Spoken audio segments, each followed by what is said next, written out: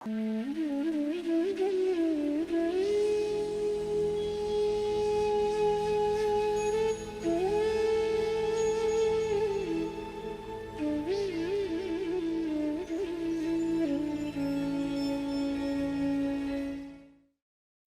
जो जितने बकराबाज मुर्गाबाज हैं, इनसे मैं कह रहा हूं, तुम एक मुर्गे को पकड़ के दिखा दो खुले मैदान में, और फिर बताओ कि हमारे पूर्वज तो मुर्गा ही चबाया करते थे।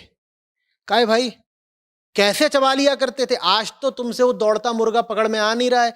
तब मुर्गा जंगल में दौड़ता था बिल्कुल खुला, तब तुम्हारे पूर्वज कैसे पकड़ लेते थे मुर्गा? तो ऐसा नहीं है कि हमारे पूर्वज सब मांसाहारी ही थे।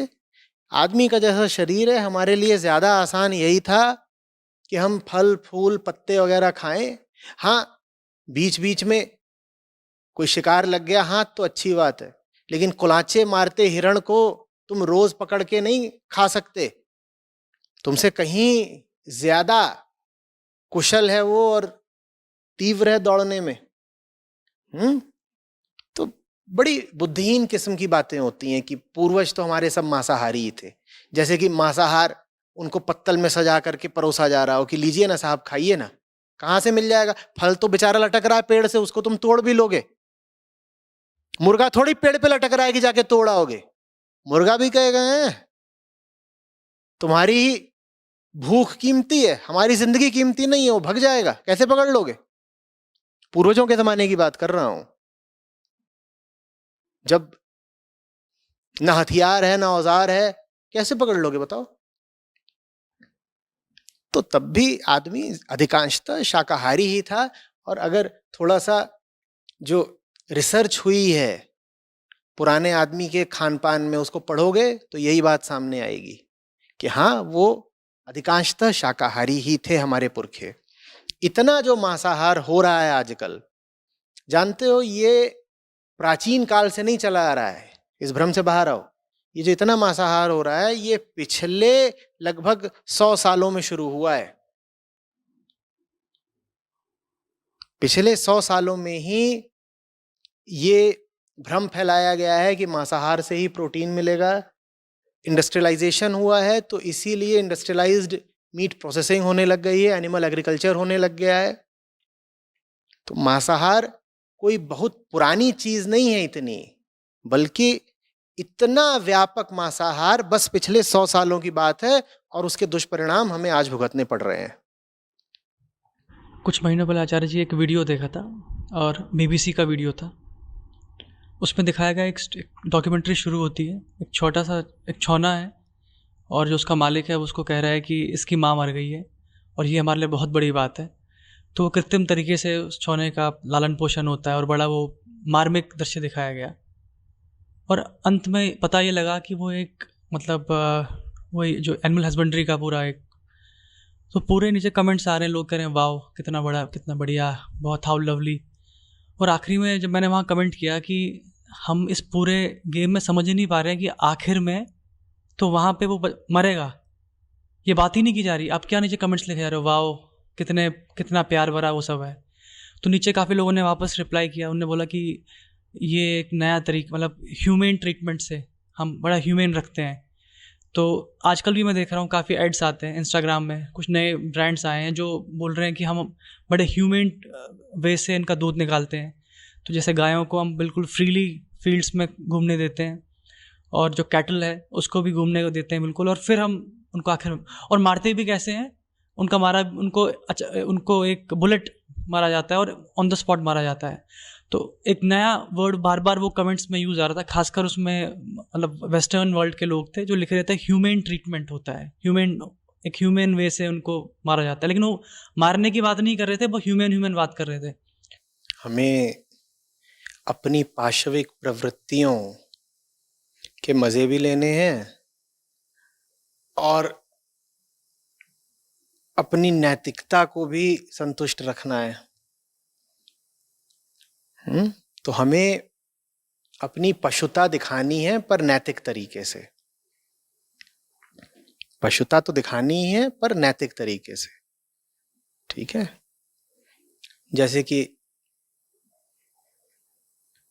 तुम किसी लड़की का बलात्कार करो, और उसके बाद उससे कहो कि ये लीजिए, आप 1 लाख रुपए लीजिए। देखिए, मैंने यूं ही आपका शरीर नहीं भोग लिया, मैं आपके साथ बड़ा ह्यूमेन ट्रीटमेंट कर रहा हूं।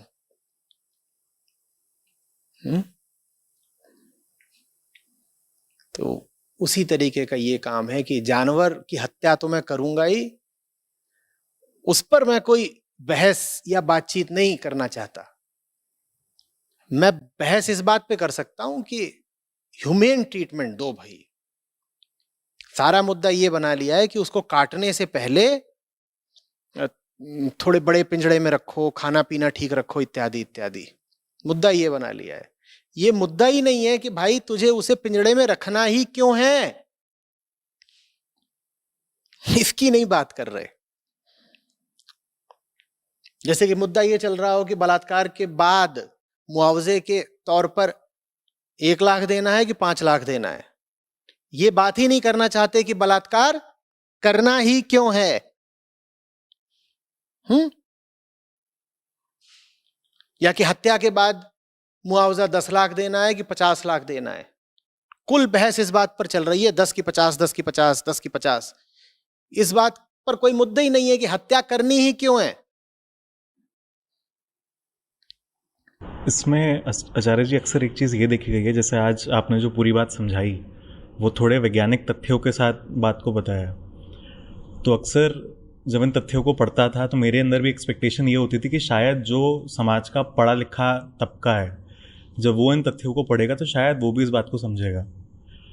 पर देखने को बहुत उल्टा मिलता है कि जब ये बात समाज के जो सबसे समृद्ध लोग हैं उनके पास पहुंचती है तो बात को वो तथ्यों से मोड़कर माय चॉइस पे ले आते हैं। ये देखने को सबसे प्रगाढ़ रूप से तब मिला था जब इंडिया में बीफ बैन की बात की गई थी कुछ सालों पहले। तो जो गरीब व्यक्ति था वो तो शायद खाता ही नहीं था पहले इतना, लेकिन जो लोग अफोर्ड कर पाते थे, जो समृद्ध थे, वो पढ़े लिखे भी थे, पर वही वो लोग थे जिन्होंने सबसे ज़्यादा इसका विरोध भी किया था। और उनका तर्क जो प्रमुख इस पर होता था वो हमेशा ये होता था कि मेरी मर्जी, मेरी थाली में क्या है वो तुम कैसे डिसाइड कर सकते हो। तो ऐसे लोगों को नहीं, तो फिर तुम ये भी तो बोल सकते हो कि मेरी गाड़ी काला धुआं फेंकती है, मेरी मर्जी, मेरी गाड़ी क्या धुआं फेंक रही है, इससे तुम्हें क्या फर्क पड़ता है। तुम्हारी गाड़ी धुआं मार रही है तो पुलिस तुम्हारा चालान काट देती है, तब तुम क्यों नहीं कहते मेरी मर्जी, मेरी गाड़ी, पर्सनल चॉइस, मैं ऐसी गाड़ी रखना चाहता हूं जो धुआं मारती है, तब क्यों नहीं कहते। तो ये बहुत मूर्खतापूर्ण बात है कहना कि मैं मांस खा रहा हूं मेरी मर्जी। वो तुम्हारा पर्सनल या प्राइवेट मसला थोड़ा ही है। तुमने वो जो अपनी थाली पे रखा हुआ है उससे पूरी दुनिया में ग्लोबल वार्मिंग बढ़ी है। तुम जो खा रहे हो उसका कार्बन फुटप्रिंट जबरदस्त है और उससे मेरे ऊपर भी असर पड़ रहा है। तो वो तुम्हारा निजी मसला नहीं है, वो मेरा भी मसला है। मैं तुमसे बात करूंगा और मैं हस्तक्षेप करूंगा और तुम्हें जवाब देना पड़ेगा कि तुम ऐसा काम क्यों कर रहे हो जिससे दुनिया भर में कार्बन डाइऑक्साइड बढ़ रही है।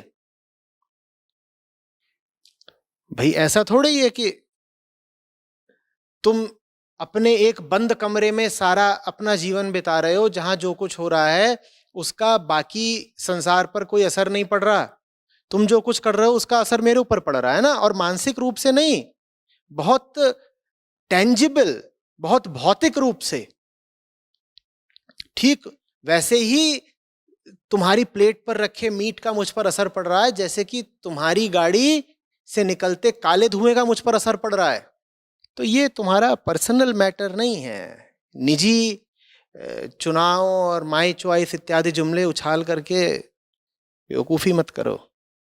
एक दूसरा तर्क है जो कुतर्क की तरह इस्तेमाल किया जाता है उन लोगों द्वारा जो थोड़े पढ़े लिखे भी हैं और शायद मांस खाने की तरफ रुचि भी रखते हैं। वो अक्सर कहते हैं कि जो होमो सेपियंस हैं ये अपनी पुरानी जो स्पीशीज थे उनसे इवॉल्व होकर होमो सेपियंस बन ही इसलिए पाए because they were meet eaters. अब तो बन गए या अभी कुछ और बनना है? अजीब बात है। तुम कक्षा 6 से कक्षा 7 में जा ही इसलिए पाए क्योंकि तुमने कक्षा 6 की किताब पढ़ी थी, तो आज भी पढ़ते रहोगे। अरे वो अतीत में हो सकता है तुम्हारे लिए लाभकारी रही हो, आज थोड़े ही है। क्या आज भी है? बोलो। तुम बचपन के दांत देखे अपने? तुम्हारे ये जो आज 32 दांत है, ये आ ही इसीलिए पाए क्योंकि तुम्हारे जो दूध के दांत थे वो गिरे थे। तो आज वाले दांत भी फोड़ दें? अरे जो अतीत में हुआ था तुम्हें उसका लाभ मिल चुका, अब वही व्यवहार दोबारा थोड़ी ही दोहराओगे। अतीत के दांत गिरे थे तो उससे तुम्हें कुछ लाभ मिल गया, इसका मतलब ये थोड़ी है कि तुम आज भी अपने दांत तोड़ते रहोगे। तो ये तर्क हो सकता है अपने आप में सही भी हो कि भाई अतीत में मांस खाने के कुछ लाभ मनुष्य को मिले, शोध का विषय है, शोधकर्ता ही बताएंगे लाभ मिले कि नुकसान मिले कि क्या हुआ। लेकिन अगर लाभ मिले भी थे तो पहले मिले थे, आज तुम्हें क्या जरूरत है? और आज तो तुम मांस खा करके अपने ही ग्रह, अपने ही घर, इस पृथ्वी का सर्वनाश किए दे रहे हो। आज की बात करो ना, पहले क्या हुआ था वो पहले की बात है, खत्म किस्सा। अभी का बताओ।